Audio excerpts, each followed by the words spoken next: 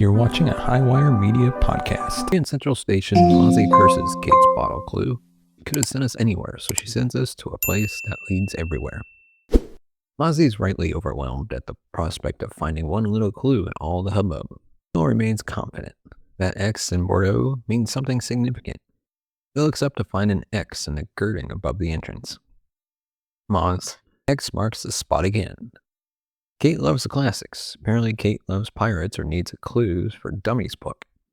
Neal climbs up and retrieves a letter. Mozzie grabs it from Neal's hands and reads it out loud. Dear Neal, heard you're looking for me. Wish I could explain more, but time is not on our side.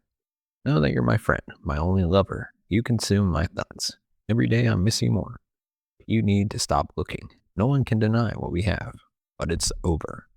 Please move on. Some people say ouch. I say get real. The letter's designed to keep Neal looking. You consume my thoughts, using have instead of had. Something's up, not to mention its spacing is all off, cramped in some places, extra space in others. Even the penmanship's odd for an adult. Besides, the X was on the bottle. She meant to leave something there for Neal, but it could not be this note. He was in prison, not looking for her when she left the bottle. Even the witchiest ex-lover doesn't send you on a scavenger hunt to get dumped. It's easier to stick a rejection letter in the bottle itself. In summary, things are not what they seem, but they never are on white collar. Neal's as confused as I am. All this for a move on? Mozzie's the least compassionate friend ever. Really bipolar. I'd rather have some oysters. Now there's the ouch. Neal is still pondering the letter on Monday when Peter stops by. Neal claims his weekend was uneventful and offers Peter coffee. We know Peter loves June's coffee, but a stolen painting can't wait. It's a Haustenberg, stolen from a home. I like to meet the person who keeps a Haustenberg over the mantle. Peter likes the coffee he helped himself to. On the way over, Neal learns that young girl with the locket was the painting stolen. There's no picture, but Peter surmises it's of a girl wearing the locket. Neal retorts, you don't get enough credit for your deductive skills. Thought the same thing. Peter says it's worth $2 million, and Neal helpfully exposits that his paintings are rare because they were stolen from Hungary in World War II. Peter pointedly stares at Neal, who says he didn't steal it. Peter knows, but worries about what happens if Neal finds the painting first.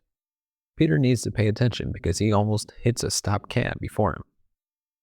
Thankfully, the car has sensors to automatically stop the car. The road is important too. I'm with you. Cars that think for us, great. Now we can be more stupid than ever.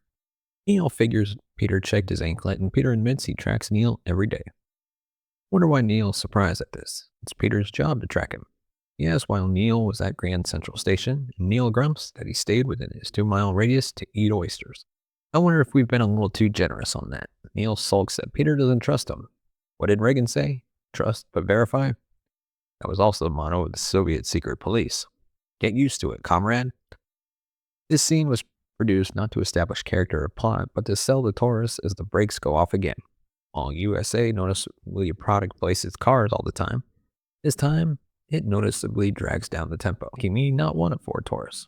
They arrive at Julianna Laszlo's, a college student who inherited her grandma's name, house, and painting. The $2.6 million painting was not insured, raising all kinds of red flags.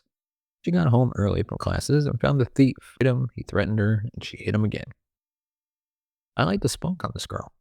As Julianna gets a picture of the painting, her Uncle Gary descends the stairs. He skedaddles, and Neal and Peter agree it's an inside job. Peter questions Gary while Neal gets the scoop on Julianna. Her grandma raised her after her parents died. The picture is her grandma in front of the painting. Neal says she looks like her grandma, and Julianna takes it as a compliment. However, when he asks how Uncle Gary took his mom leaving everything to Julianna, he changes the subject, saying Neal doesn't look like an FBI agent. Neal responds, I'll take that as a compliment. Julianna says Peter looks like an FBI agent as he rejoins them. As they leave, Peter recaps his interview with Gary, who asked for a lawyer right away. Neal thinks Gary's splitting the money with the robber. Peter thinks he has debts with shady people. My money's on Peter. Peter starts fussing over what they need to find the thief, but Neal suggests he talk to Gary. Sounds good to me, but Peter is ticky. He throws Neal's probation in his face again. It's getting old. Neal asks about legalities, and Peter says it's fine, as long as Neal doesn't threaten or lie to Gary. The last one's a problem. Neal basically gets Gary to fill in the blanks. Do I look like an agent? Gary asks if he sent Neal, and they do the non-lying all innuendo dance showing how good a con Neal really is. Gary doesn't want Julianna to get hurt and offers Neal $300, but since it isn't enough, he writes Dorset a personal check for $10,000. Obviously, Gary is new.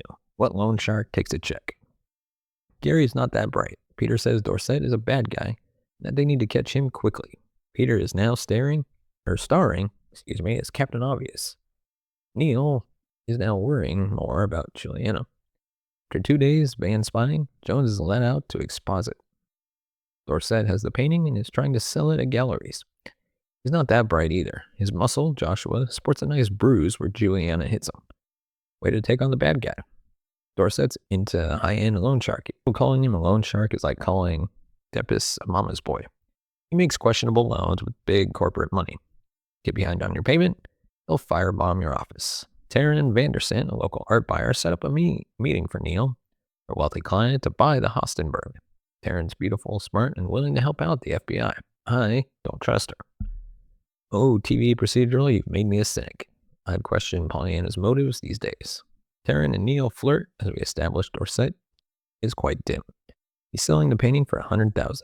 Peter's more concerned about the sparks between Neal and Taryn, and attempts to reinsert control. Peter asks Neal, have you ever met a woman you didn't? Neal quickly responds, Brittany Nicole in 2nd grade. Peter stares in disbelief. Neal says, I had a gap in my teeth. Peter just nods.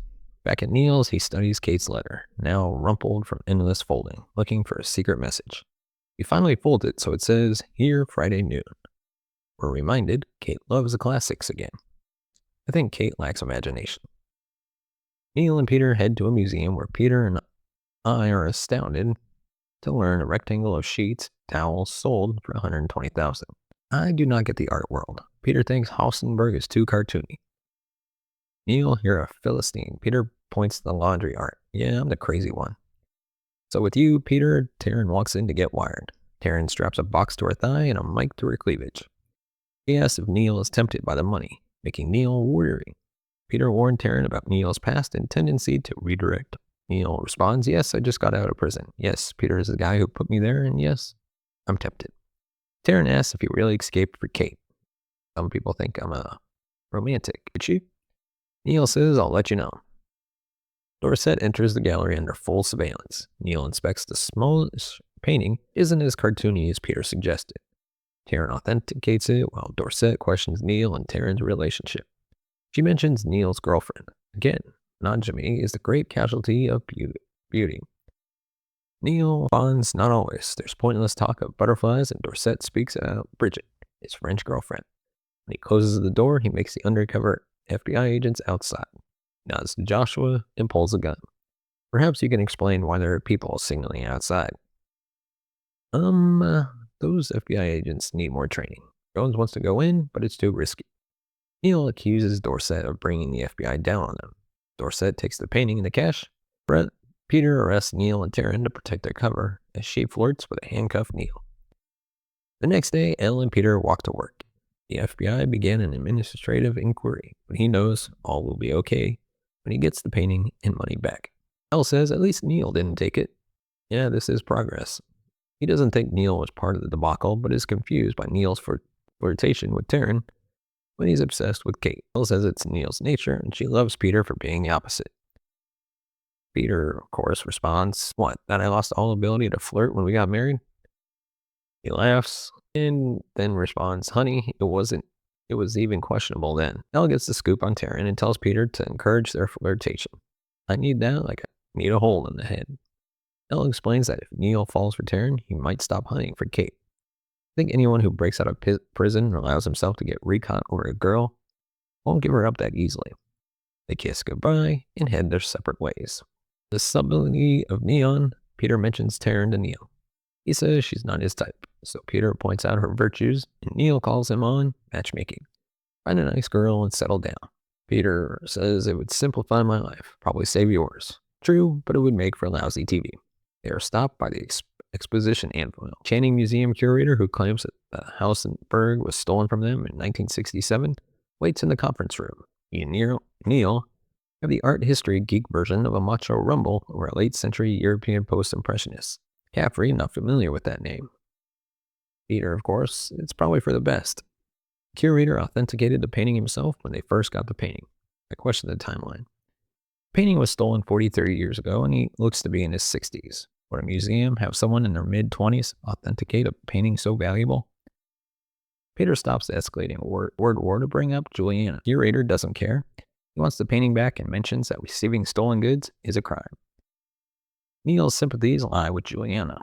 Speaking of, Peter and Neal question her in the office. Julianna claims her grandma brought it with her from Hungary after the war. Jones interrupts to call Peter out. Sure if it's a ruse to get Neal and Julianna together or not, but it works. Neal says Julianna doesn't lie well, and her grandma stole the painting. No insurance proves it. Neal asks for a good reason to keep the painting out of the Channing. Julianna isn't talking, so that he asks for a hypothetical story. Hypothetically, a little black dress, a laced bottle of whiskey in a home, or a horny Irish security guard. Grandma knew how to work it. Julianna shows Neal the locket the girl wears in the painting. The girl was Grandma. They smiled at each other in understanding. Peter joins Neal, sans Julianna, and they agreed Dorset would lie low. They look for his girlfriend, Bridget, another example of why a criminal should stay mute. Neal weeds out connecting flights, and Peter weeds woman over 50. Neal and Jones stare at his ageism, and he protests. Tell me I'm wrong. With 7 candidates left, Neal chooses the one staying at the fancy hotel, saying that's where I would stay. Excuse me. Heading to the sting, Neal asks about his probation, and Peter says they need Dorset. He wants no complications. Neal checks his status with Peter, who calls him comrade, but will still verify. I wonder if we'll too see the Taurus nifty breaks a third time. Guess not. Dorset joins Neal in person since he doesn't trust Joshua with a $1 million painting. I don't trust Dorset's art knowledge since he still underestimates its worth. Neal says Dorset won, and he compliments Neal on the game. Neal smirks as Dorset is arrested, which is nothing compared to when the curator examines the Haustenberg. He pauses, making Peter nervous. Of course, Neal is giving Julianna the real painting at the same time. She explains that her grandma was Haustenberg's illegitimate daughter. He willed the painting to her grandma, but the museum ignored his wishes. It's not theft when rich men do it. So cynical for a con man. Neal exposits that the painting's safe because the curator would have to explain why they kept the art in the first place. The curator flips over the painting as Peter whispers, Neal, what have you done? The inscription reads, My dearest Walter, I know what you saw here last time. N.C. Curator proclaims it the real thing. On Friday afternoon, Neal waits at Grand Central Station for Kate. Mozzie meets Neal with a black and white cookie. Neal, forbidden romantic meetings are kind of a personal thing. Moz says, yeah, like I was going to let you come alone. What if the guy with the ring planted that note? He'll be happy I came when a red laser dot suddenly appears on your forehead. Aw, Mozzie cares. Although I bet the ring man could kill Neal at any time. Not like Neal is inconspicuous. Neal laughs it off, and Moz wisely admits Kate might have written it months ago. Good point. She didn't know when Neal would figure it out. Neal's confident she will show even if she's late. Payphone rings, and he races to it. Kate doesn't have much time, and the background noise clues Neal that she's near. He's overjoyed to see her on a walkway. He wants to join her, but she says, no, Neal. He's close. Neal doesn't care where the ring man is, but Kate stops him by asking where he hid everything. He asks why, and Kate exposits that the man wants something he took. Problem is that Neal took a lot of things. Kate isn't who I thought she would be. He risked extended jail time for her. All she talks about is his hidden stash. Kate says to give the man everything so she can come back. Neal asks who the man is and says he can protect Kate. She disagrees. The only way to help is to give up everything. Kate says, you always told me I had to trust you. Well, now you have to trust me. Sorry, woman. I don't one bit. I want to come home. Please just tell me where you hid everything.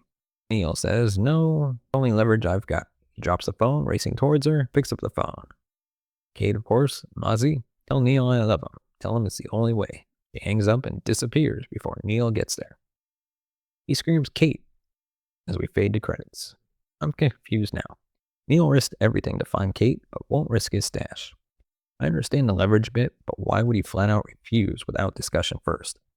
Maybe with all the product placement, they ran out of time. I find this episode puzzling. I love the painting thrice stolen story and Neal's interaction with Julianna. In fact, crime of the week wise, this is one of the best episodes White Collar has produced. Unfortunately, character play between Peter and Neal was more annoying than fun, and writing in advertisements broke the plot flow. I know they need money, but I'm glad they're a bit more subtle in the future episodes. Well, most of them. In the end, I really like this episode, just not quite as much as its potential.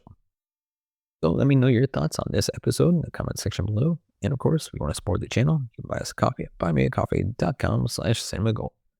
As always, thank you so much for watching and listening. We'll see you next time.